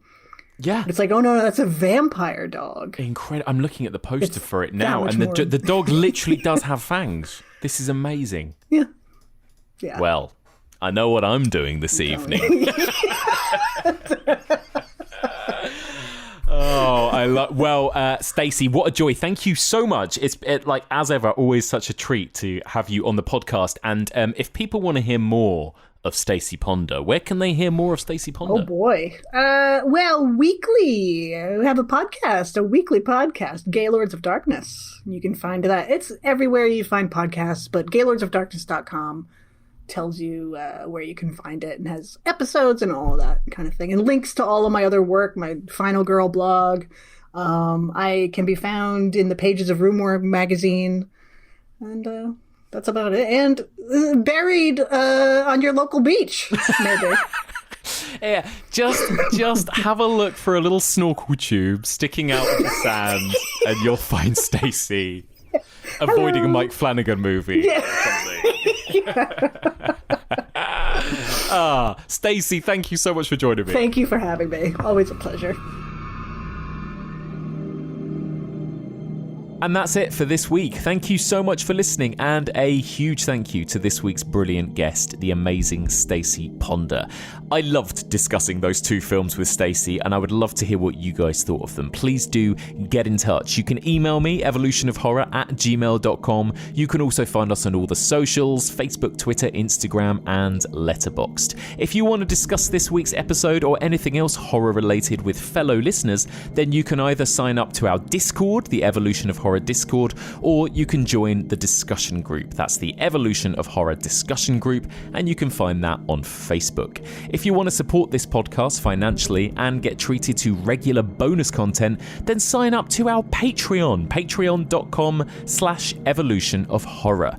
You can find this podcast in all the usual podcast places, and if you get a moment, we'd be so grateful if you could drop us a little rating and review on Apple Podcasts or Spotify or whichever pod app you use, as that really helps us get discovered by new listeners. Okay, onwards to next week then, and we are continuing with weird and wonderful vampire movies from the 1970s, and next week it's a cracker of a double bill. Next week's movies are all about, are they vampires or are they not? Next week, I'm going to be joined by Dan Martin, and we are going to be discussing two weird indie American gems. Let's Scare Jessica to Death from 1971 and Martin from 1977. Cannot wait. Join us next week for all of this and more on the Evolution of Horror.